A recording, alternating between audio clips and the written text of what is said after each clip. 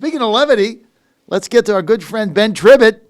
Crashed my party in Virginia Beach. Got a little vacay down there. Now he's all excited because they're going to flip the 5th. Can you believe they're going to flip the 5th? It's unbelievable what goes on.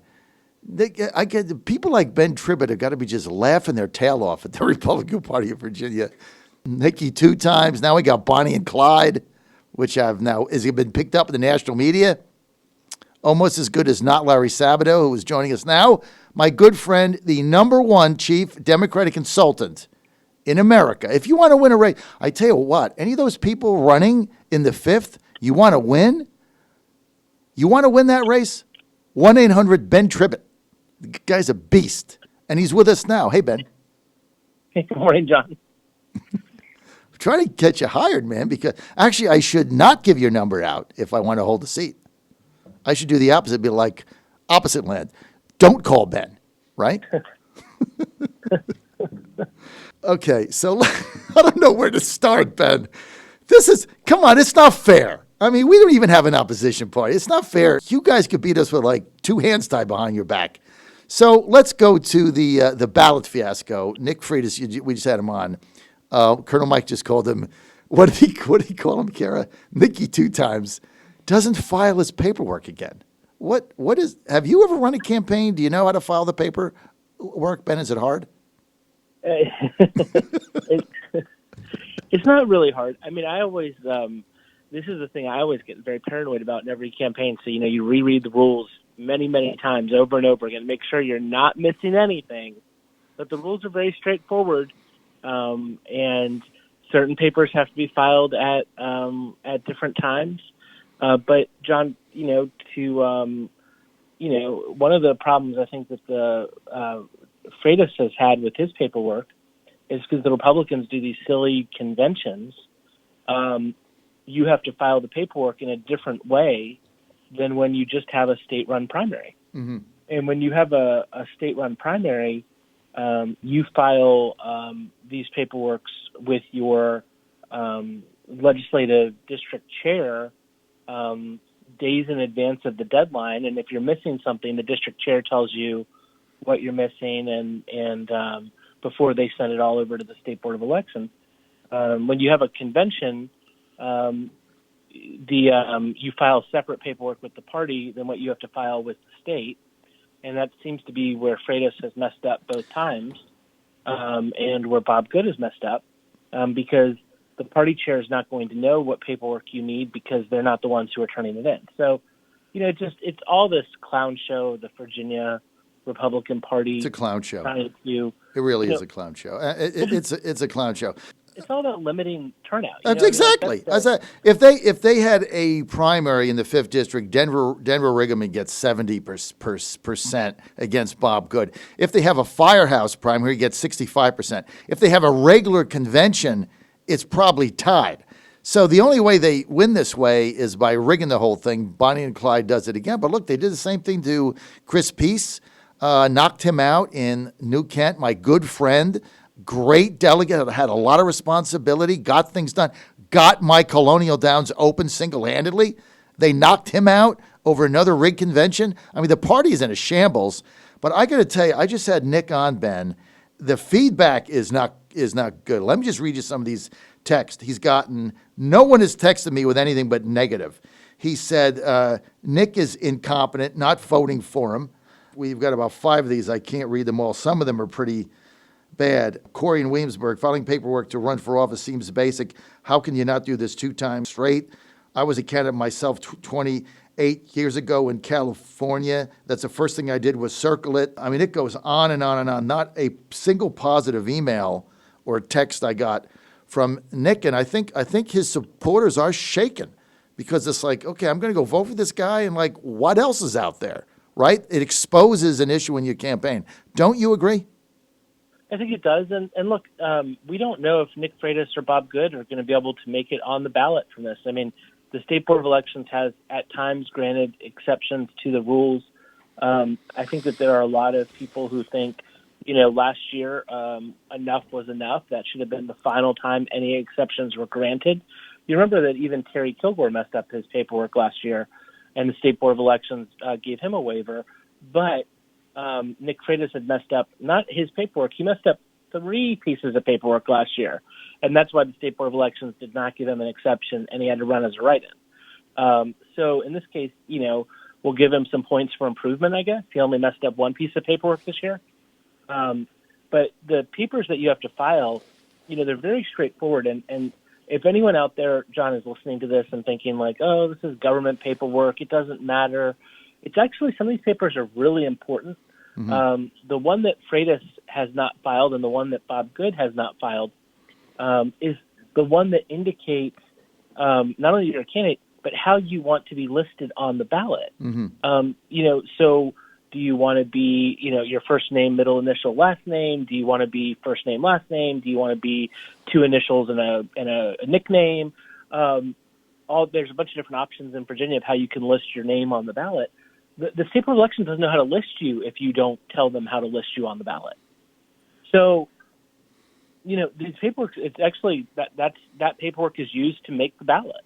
You have to turn that piece of paper in. And the problem with turning it in late is that these ballots have to start getting prepared now, right, for the November election. They don't need to go to printer yet, but they need to start getting prepared. And if you allow people to turn that in late and make exceptions, you put the whole process behind, and you potentially mess up. And where it hurts, John, is the big localities will get it. They can go later and figure it out. It's the small localities that have to get all these things together with mm-hmm. very tiny staff that need that lead time. So how do you think the SBE will rule? I mean, Sean Kenney said it's a done deal. They're going to give everybody an exception. That seemed to be what Nick said. Other people have said, nope, not going to happen. You got 2 Democrats on SBE. You got 2 seats. Basically, if they rule against Nick, they have to rule against Bob Good in the 5th, right? So if they rule against Bob Good and knock him off the ballot, the seat turns blue because there's no candidate. Yeah, this is one of those classic moments, John, where the Republicans who think that the State Board will boot them off because it's 2-1 Democratic are thinking like Republicans, because unfortunately Democrats don't think that way. Mm-hmm. If this was a Democratic candidate and it was a 2-1 Republican board, they'd be gone. Mm-hmm. No way they're on the ballot. Democrats are weak, and the board members we have are weak, and they're likely to say, well, it would be bad precedent to have a Democratic board rule against a Republican candidate for 1 piece of paperwork. We've only done it when there were 3 last year with Nick, and you're very likely to hear them whine and then grant an exception. That's my prediction, but they shouldn't. This is a situation where if anyone had any questions about paperwork being due in Virginia, everyone found out about it last year. It was widely reported. And now is the time to put your foot down and say people need to do their paperwork correctly. Well, I agree with that. I mean, I have no feel over what the ruling is going to be. Obviously, it would make national news if they were ruled off the ballot. I think the excuses are it's a convention, it's different, the times got moved, the dates got moved because of COVID, and I could see where they would have the ability to give everybody a blanket exception. The bad news for the 5th District is if Bob Good is ruled off the ballot, if you're a Republican, that seat is blue. The winner of the Democratic primary in a week is going to be in Congress representing Charlottesville. Done. I mean, you're not going to beat them with a write-in campaign running for Congress. Not going to happen. Done. Dem. Blue. And for Nick Freitas, he would just lose because you're not going to vote for somebody that's not going to be on the ballot. So even if he stayed in, he'd lose. McGuire beat him. So I guess for the 7th, there'll be finality. But let's get to the 5th, which I look at this seat and I look at this candidate with $34,000 and I look at some of Bob Good's positions and I look at the fact that he won the nomination and toppled an incumbent who everybody knows we back Denver 100%. I put my political action committee behind it. Too little, too late. It didn't matter.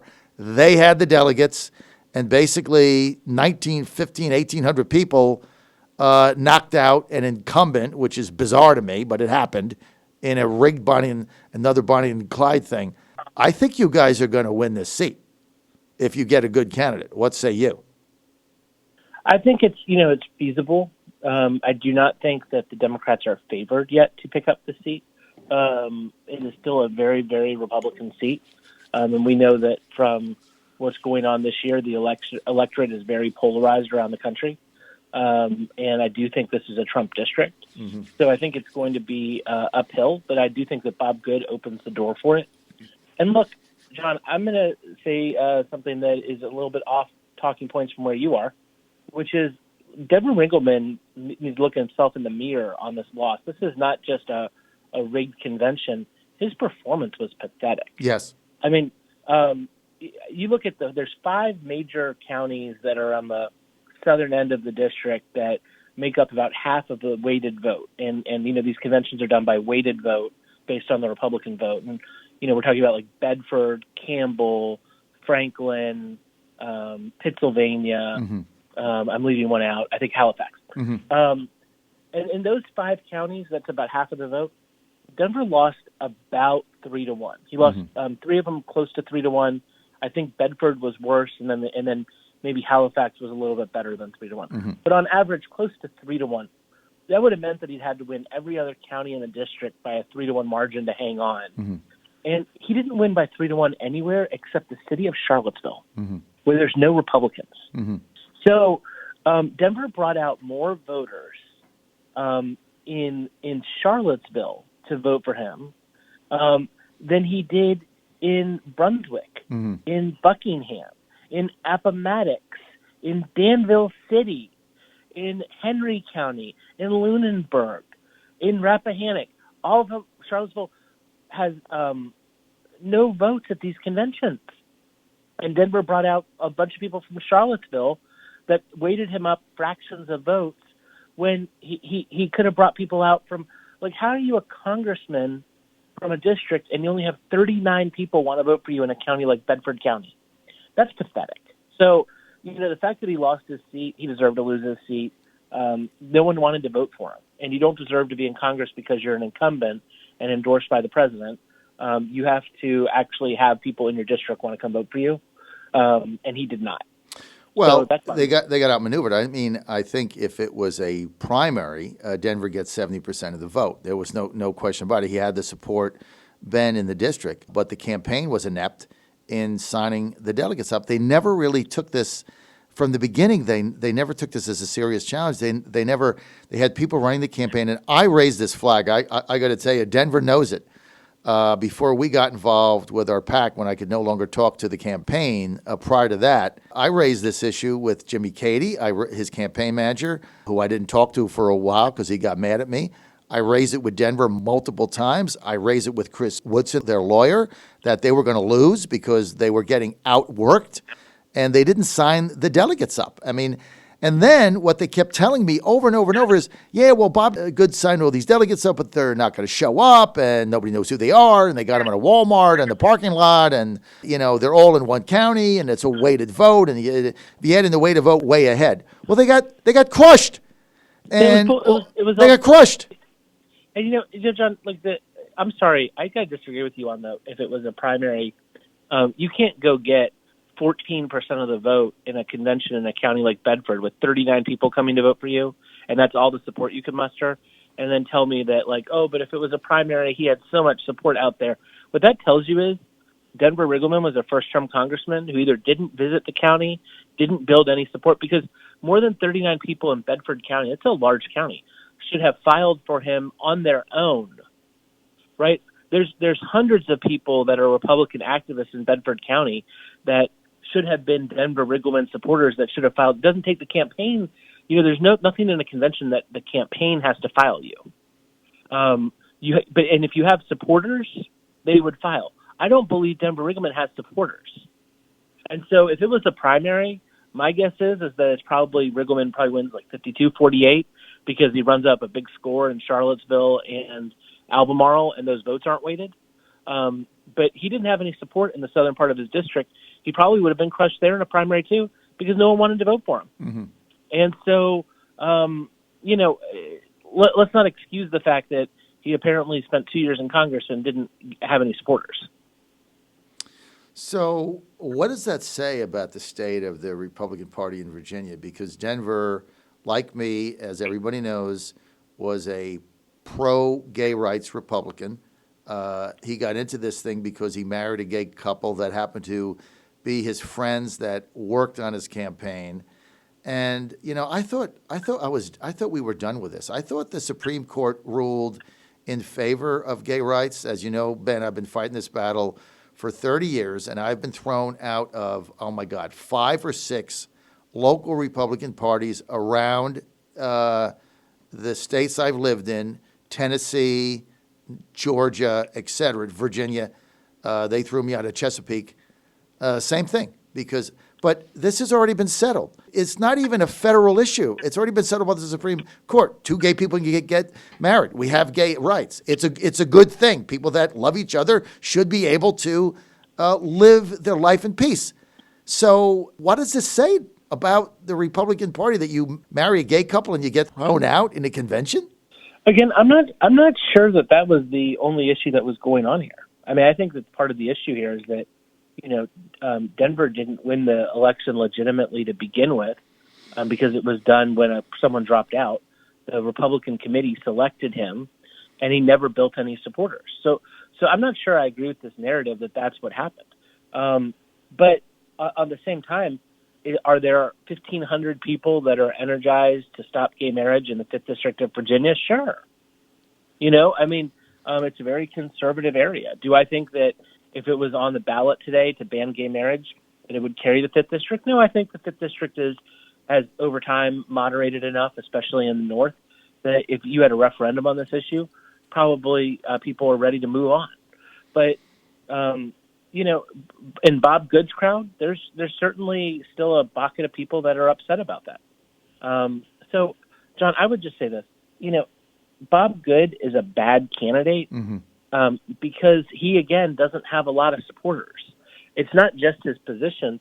It's that no one knows who he is outside of the convention crowd that came and voted for him. And just like Denver Riggleman when he was put up 2 years ago, the Republican Party can nominate people.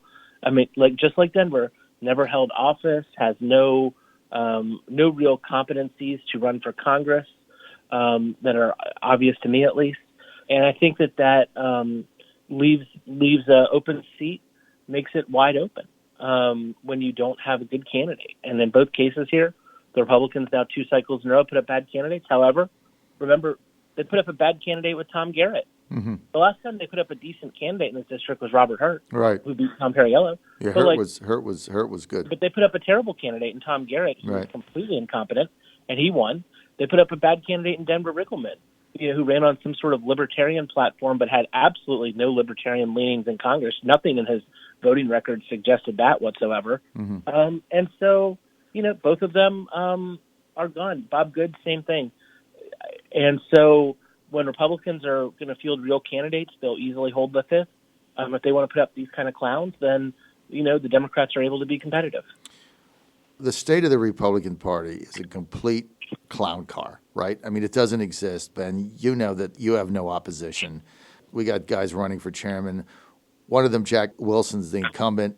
I don't even know why he's running again. I saw his picture on a milk box. Have you seen me? Haven't seen the guy. Refuses to come on my show and answer basic questions. Rich Anderson's the favorite now to beat him. He wouldn't weigh in on any of these shenanigans. He doesn't weigh in on anything. He's scared, I suppose. I'm not going to talk for him, but that's the way it appears to me. And some other guy running, I don't even know his name. Do the Democrats, would they like to have some kind of competition, or are you guys just happy with the state of affairs that we have a fax machine and a beeper?